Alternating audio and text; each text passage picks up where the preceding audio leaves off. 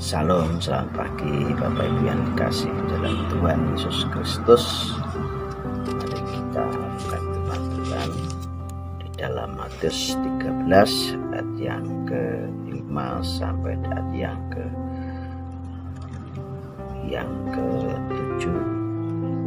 Sebagian jatuh di tanah yang berbatu-batu, yang tidak banyak tanahnya, lalu benih itu segera tumbuh karena tanahnya tipis. Tetapi sesudah matahari terbit, layulah ia dan menjadi kering karena tidak berakar. Sebagian lagi jatuh di tengah semak duri, lalu makin besar semak itu dan menghimpitnya sampai mati. Dan sebagian jatuh di tanah yang baik, lalu berbuah 100 lipat, 60 kali lipat, 30 kali lipat. Kemudian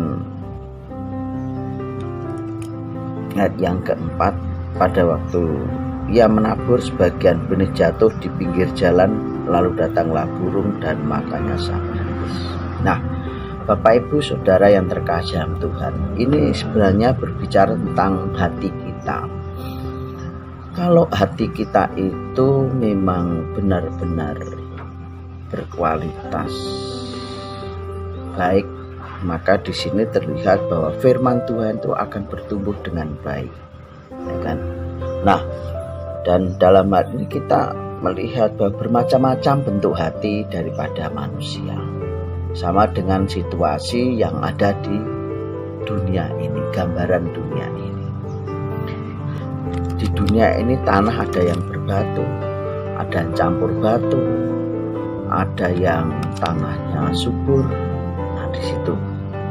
Nah, dan di dalam hal ini kita melihat kepada situasi yang ada di hati kita berdasarkan firman Tuhan. Bermacam-macam di sini adalah ada yang ditabur di pinggir jalan, lalu burung memakannya sampai habis.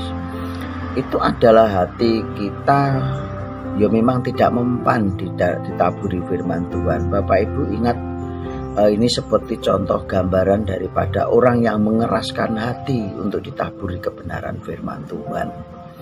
Ya, jadi ditabur, ya tidak tumbuh, ya memang langsung habis diserah. Kenapa? Karena memang hatinya menolak daripada kebenaran firman Tuhan. Dan kita melihat ada bentuk hati yang kedua adalah bagian yang jatuh di tanah berbatu-batu, yang tidak banyak tanahnya, lalu benih itu segera tumbuh karena tanahnya tipis, ya kan? Tapi pada saat matahari terbit, layulah ia dan menjadi kering karena tidak berakar. Tanahnya sedikit, artinya apa Bapak Ibu? Itu sebenarnya hati yang ditaburi kebenaran firman Tuhan, atau orang yang hatinya ditaburi kebenaran firman Tuhan, tetapi di dalam hatinya itu masih banyak hal yang belum diselesaikan, yaitu mungkin kesombongan. Itu yang dimaksudkan batu-batu itu kesombongan. Kemudian banyak sekali ya, seperti yang saya sampaikan kemarin, seperti yang di Galatia pasal 5 ayat 19, itu adalah hal-hal yang membuat kebenaran firman Tuhan itu bertumbuh, tetapi tidak berakar lama atau tidak bertumbuh lama, sekedar saja. Ibaratnya kalau orang itu orang KKR-an, jadi sukacitanya pada saat KKR, di saat lepas dari KKR tidak ada kekuatan apa-apa, dan seolah-olah KKR itu yang menjawab tantangan daripada pergumulan mereka. Padahal apa? Hanya mencari kepuasan mereka saja, mencari kepuasan. Ketemu saudaranya banyak, oh yang Kristen banyak, oh yang ikut KKR banyak, tetapi tidak ada pertumbuhan sama sekali di sana. Di saat pulang harus kembali ke situasi yang aslinya, mungkin di lingkungan hanya sendiri, atau di lingkungan itu tidak banyak. Di situ mulai tantangan ini dan itu, maka akan mati. Bapak Ibu Saudara yang terkasih dalam Tuhan, pada awal tahun kami ikut Tuhan tahun 1976 ya kan, 75 76. Banyak orang yang mencibiri kami, menghina kami. Bahkan Bapak Ibu yang terkasih di dalam Tuhan, saya pun dihina ya. Ada saudara saya sendiri, tapi saya tidak tahu kalau itu juga masih saudara. Di depan umum itu ya, di depan umum itu langsung mengikrarkan saya dengan bunyi apa? Ini loh anaknya Pendito Durno, nah semacam itu. Ini loh anaknya Pendito Durno. Nah saya dikatai begitu di depan umum. Ya saya meneng saja, saya tidak tahu apa-apa. Tapi saya tahu agen bahwa itu adalah menghina saya. Tapi puji Tuhan Bapak Ibu Saudara yang terkasih di dalam Tuhan Yesus, kekristenan bertumbuh, kekristenan itu kuat di sana dengan adanya tantangan-tantangan yang ada itu. Dan bagaimana supaya firman Tuhan itu bertumbuh di dalam hati kita? Mari kita singkirkan kekerasan hati kita, kesombongan kita. Mungkin saya ajak kita melihat di dalam Galatia pasal yang ke-5 ya. Galatia pasal yang ke-5 ayat 19 Bapak Ibu. Perbuatan daging telah nyata, yaitu percabulan, kecemaran, hawa nafsu, penyembahan berhala, sihir, perseteruan, perselisihan, iri hati, amarah, kepentingan diri sendiri, percideraan, roh pemecah, kedengkian, kemabukan, pesta pora, dan sebagainya. Ini kalau masih ada di dalam hati kita, itulah batu-batu yang menghalangi kebenaran firman Tuhan itu tumbuh di dalam hati kita. Tapi kalau itu kita singkirkan, kita buang, saya yakin kita akan menjadi tanah yang berbatu, tetapi bisa menjadi tanah yang subur, berbuah banyak. Bapak Ibu yang terkasih di dalam Tuhan, nah, ini tergantung daripada kita sungguh-sungguh mau terbuka dengan kebenaran firman Tuhan atau tidak. Itu tergantung daripada hati kita ya. Jadi bagaimana supaya kita menjadi kuat di dalam Tuhan, bagaimana supaya kebenaran firman bertumbuh dalam hati kita, dan bagaimana juga supaya banyak orang memuliakan nama Tuhan, itu tergantung daripada hati kita. Sudahkah kita menjadi firman Tuhan itu bertumbuh di dalam hati kita dulu ya kan? Sudahkah bertumbuh di dalam hati kita firman Tuhan? Kalau nggak bertumbuh dalam hati kita nggak akan menjadi garam dan terang. Tapi kalau firman Tuhan itu bisa bertumbuh dalam hati kita mau mengorbankan demi kemuliaan nama Tuhan ya kan? Kita mengorbankan kesombongan kita, egois kita ya, suka menciderai satu dengan lain, suka membuat perselisihan, suka membuat permasalahan satu dengan itu, kita singkirkan, maka saya yakin Bapak Ibu akan menjadi garam dan terang. Kalau kita memiliki roh pemecah ya kan, roh pemecah itu roh provokator, roh yang memecah belah daripada satu dengan lain, memecah belah gereja. Ini mentalitas orang yang tidak pernah hatinya sebenarnya bertumbuh sungguh-sungguh di dalam Tuhan. Sangat-sangat disayangkan di situ ya kan. Nah disinilah mari kita lihat bahwa itu adalah kedagingan. Karena apa? Karena yang dicapai adalah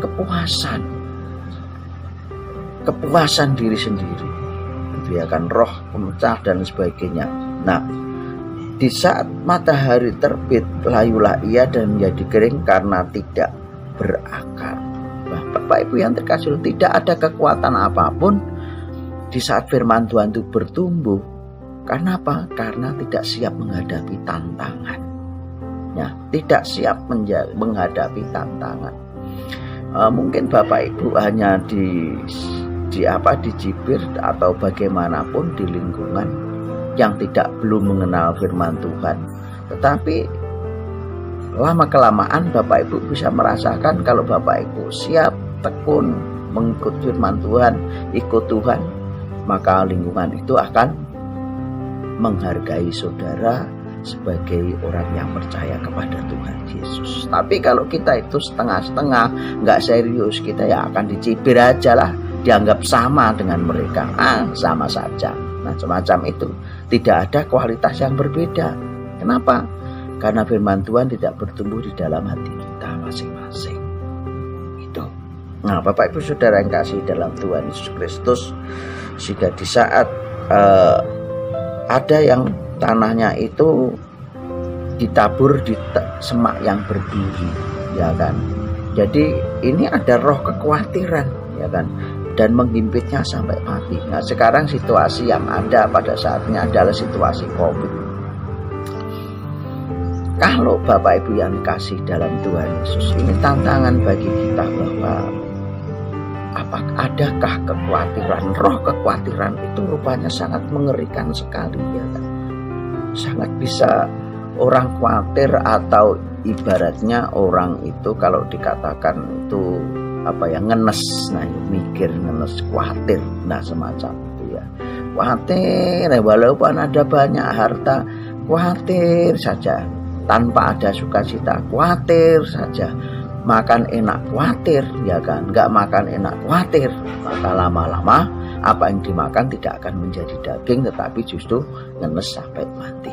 Nah, Bapak Ibu yang terkasih dalam Tuhan, kekhawatiran itu sangat besar, menggerogoti. Itulah sebabnya di dalam Matius pasal yang ke-6, di sana adalah berita tentang peringatan tentang hal kekhawatiran. Baru kita sadari, atau saya sadari, bahwa kekhawatiran itu sesuatu yang menggerogoti luar biasa, ya, terhadap kebenaran firman Tuhan. Nah, di situ. Sebab apa? Sebab firman Tuhan yang kita tanamkan kalau kita khawatir menjadi hilang, karena kita khawatir. Nah, khawatir itu berarti menggeser rasa percaya kita kepada Tuhan. Itu. Tapi kalau kekhawatiran itu kita singkirkan, maka yang terbesar adalah roh percaya kepada Tuhan. Nah, di situ. Jadi kekhawatiran itu sangat, coba kalau orang kekhawatiran, khawatir kopi nggak makan dan nggak minum, nanti khawatir nanti. Saya yakin lama-lama orang khawatir akan percaya kepada animis dinamis, cari kekayaan ke Gunung Kawi, jangan khawatir dengan dunia ini. Nah, di situ. Di dalam hal ini perlu saya ingatkan kembali lagi bahwa tanah ini adalah gambaran daripada hati pikiran kita, hati kita. Jikalau tanah kita itu, hati kita itu berbatu apa tidak, bisa ditaburi firman Tuhan enggak, mengeraskan hati enggak, terbuka terhadap firman Tuhan apa enggak, itu adalah hati kita. Bertumbuh tidaknya kebenaran firman Tuhan tergantung daripada hati kita. Tuhan Yesus memberkati. Terima kasih Tuhan, firman-Mu pada pagi ini biarlah boleh menjadi kekuatan bagi kami untuk kami menjadi tanah yang baik, yang bagus untuk taburi kebenaran firman-Mu, dan biarlah firman-Mu bertumbuh di dalam hati kami sehingga kami menjadi garam dan terang di dalam segala situasi yang ada saat ini. Dalam nama Tuhan Yesus, berkati Bapak Ibu Saudara dalam hari ini yang dilalui, dalam rumah tangga, pergumulan, pekerjaan, anak-anak dalam sekolah, masa depan, cita-cita. Dalam nama Tuhan Yesus, singkirkan roh khawatir. Dalam nama Tuhan Yesus, singkirkan roh yang mengeraskan terhadap kebenaran firman Tuhan. Haleluya. Amin. Tuhan Yesus